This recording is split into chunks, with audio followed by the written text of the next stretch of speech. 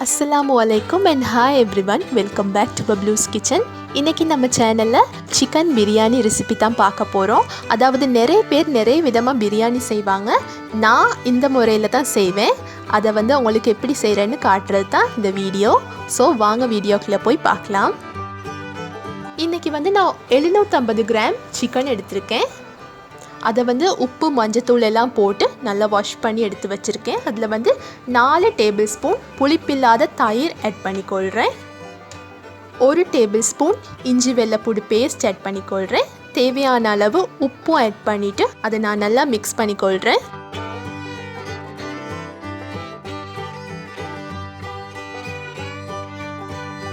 இப்போ நாங்கள் இன்னும் 1 டேபிள் ஸ்பூன் அளவு நெய் விட்டுட்டு அதையும் சேர்த்து நல்லா மிக்ஸ் பண்ணிவிட்டு 1 hour நான் இதை மேரினேட் பண்ணி வச்சுக்கொள்ள போகிறேன்.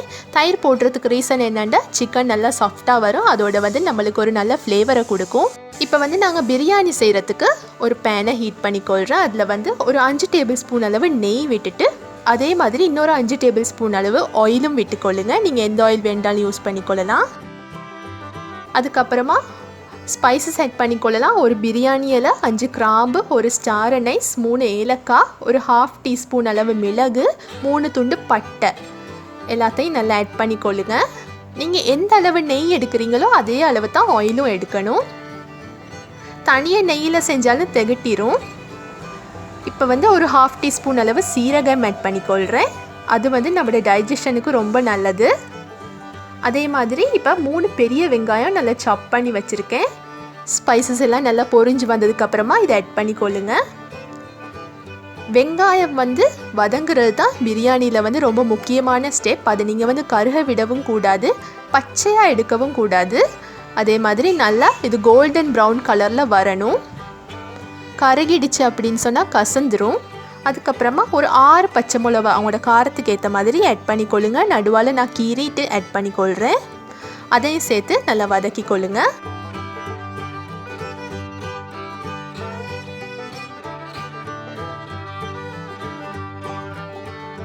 பாருங்க, நான் இந்த பதத்தில் தான் இன்னைக்கு வெங்காயத்தை எடுத்திருக்கேன். அதுக்கப்புறமா 3 தக்காளி, பழுத்த தக்காளி நான் வெட்டி வச்சுருக்கேன். அதையும் நான் இதில் ஆட் பண்ணிக்கொள்கிறேன். அப்புறமா ஒரு 1/2 டீஸ்பூன் அளவு இஞ்சி வெள்ளைப்பூடு பேஸ்ட் ஆட் பண்ணிக்கொள்கிறேன். நாங்கள் ஆல்ரெடி சிக்கன்லையும் போட்டிருக்கோம், ஒரு ஃப்ளேவருக்கு தான் ஆட் பண்ணிக்கொள்கிறேன். அதையும் சேர்த்து தக்காளியை நல்லா வதங்கி விடலாம். அதுக்கப்புறமா 3 டீஸ்பூன் அளவு கொத்தமல்லி பொடி, 1/2 டீஸ்பூன் அளவு மஞ்சத்தூள், 3 டீஸ்பூன் அளவு மிளகாத்தூள் ஆட் பண்ணிக்கொள்கிறேன். இது உங்களோட காரத்தை பொறுத்து தான் நீங்கள் மிளகாத்தூள் ஆட் பண்ணிக்கொள்ளணும். நான் கூடுதலாக ஸ்பைஸ்னஸ் சாப்பிட மாட்டேன் அப்படின்றதுக்காக வேண்டி நான் கொஞ்சமாக தான் ஆட் பண்ணியிருக்கேன். இது எங்களுக்கு அளவாக இருந்துச்சு, நீங்கள் பார்த்து ஆட் பண்ணிக்கொள்ளுங்க. அதுக்கப்புறமா தேவையான அளவு உப்பையும் ஆட் பண்ணிக்கொள்ளுங்க. இப்போ மசாலாவோட பச்சை வாசனை போகிற அளவுக்கு நல்லா வதக்கிக்கொள்ளுங்க. இப்போ நாங்கள் மேரினேட் பண்ணி வச்சுருக்கிற சிக்கனை இதில் ஆட் பண்ணிக்கொள்கிறேன். சிக்கனை ஆட் பண்ணிவிட்டு நல்லா மிக்ஸ் பண்ணிக்கொள்ளுங்க. இந்த பிரியாணியை நீங்கள் கோழி இறைச்சி யூஸ் பண்ணாமல் ஆடு அப்படி இல்லாட்டி பீஃப் யூஸ் பண்ணி செய்கிறது அப்படின்னு சொன்னால் நீங்கள் இதே ப்ராசஸிங்கில் செஞ்சுட்டு நீங்கள் அரிசிக்கு எவ்வளவு தண்ணி விடுறீங்களோ அந்த தண்ணியை ஊற்றி நீங்கள் ப்ரெஷர் குக்கர் பண்ணி எடுத்துக்கொள்ளுங்க. நான் கோழி டக்குன்னு வெந்துடும் அப்படின்றதுக்காக வேண்டி நான் இதிலேயே போட்டு செய்கிறேன்.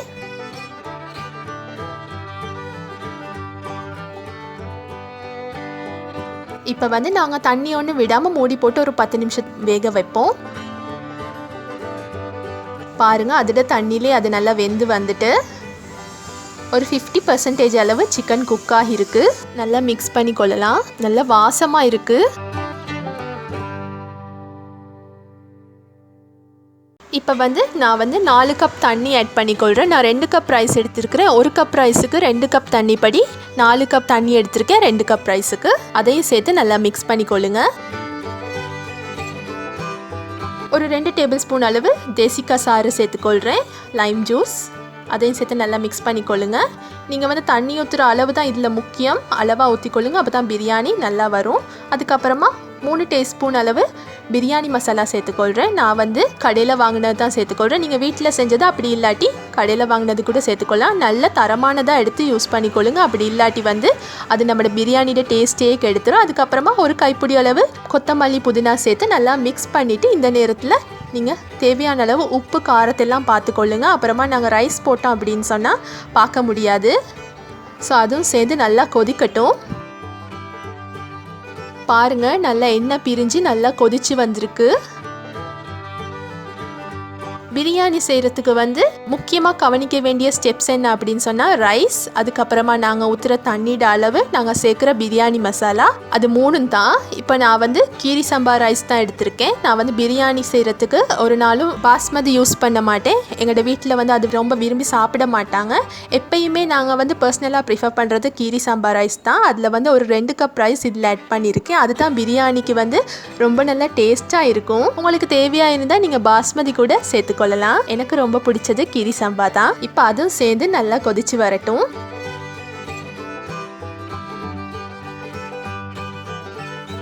பாருங்க, நல்லா கொதிச்சு வந்திருக்கு. இப்போ வந்து நாங்கள் தம் போடணும் அடுத்த ஸ்டேஜ். இப்போ அந்த ஸ்டேஜுக்கு இது வரலை. எந்த ஸ்டேஜில் நாங்கள் தம் போடணும் அப்படின்னு பார்த்தீங்கன்னா, இதெல்லாம் ரெண்டும் தண்ணியும் அரிசியும் சேர்ந்து நல்ல ஒரு கஞ்சி மாதிரி ஒரு பதத்தில் வரணும். அந்த பதம் வார வரைக்கும் நீங்கள் இடைக்கிட திறந்து கிளறி கொள்ளுங்க. அப்படி இல்லாட்டி அடி பிடிச்சிரும். அடி பிடிச்சிது அப்படின்னு சொன்னால் உங்களோட சோறு வந்து குழஞ்சி போயிடும். அதுக்கப்புறமா பிரியாணியே சொதப்பிடும். பாருங்கள், இந்த மாதிரி ஒரு ஸ்டேஜ் வரணும். நல்ல திக்கான ஒரு கஞ்சி மாதிரி பதம். அப்படி வந்ததுக்கு அப்புறமா நீங்கள் தோசை தவா இருக்கு இல்லையா, அதை வந்து இன்னொரு அடுப்பில் வச்சு நல்லா சூடு பண்ணிக்கொள்ளுங்க.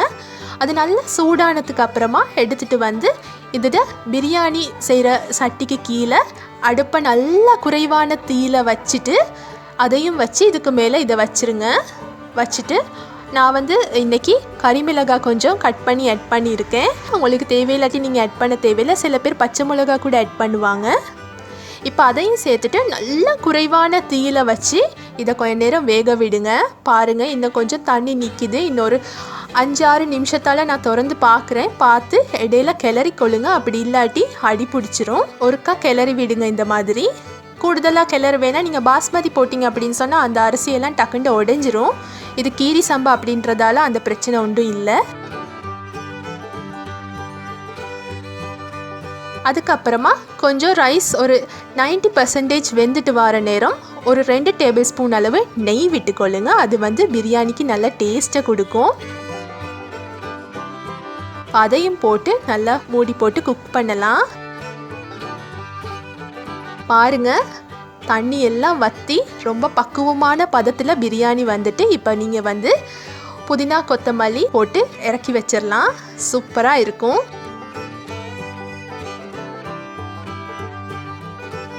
பாருங்கள், எப்படி உதிரி உதிரியாக கொஞ்சம் கூட அடி பிடிக்காமல் வந்திருக்கு அப்படின்னு சொல்லி நல்ல மசாலா ஃப்ளேவரோட சூப்பராக இருக்குது. இப்போ இதை வந்து நாங்கள் வாழை இலையில் சர்வ் பண்ணிடலாம். ரொம்ப நல்லா இருந்துச்சு. கட்டாயம் இந்த ஸ்டைலில் நீங்கள் பிரியாணி செஞ்சு பாருங்கள். ஒவ்வொருத்தரும் ஒவ்வொரு விதமாக செய்வாங்க. நான் செய்கிறது இப்படி தான். ரொம்ப நல்லா டேஸ்ட்டாக அளவான உரைப்போட அளவான ஸ்பைசஸோட ரொம்ப நல்லா இருந்துச்சு. என்னோடய வீடியோ பிடிச்சிருந்தா மறக்காமல் லைக் பண்ணுங்கள். என்னோடய சேனலுக்கு சப்ஸ்கிரைப் பண்ணிக்கொள்ளுங்கள். இன்னொரு நல்ல வீடியோவில் உங்கள் எல்லாரையும் சந்திக்கிற வரைக்கும் டேக் கேர் அண்ட் பபாய்.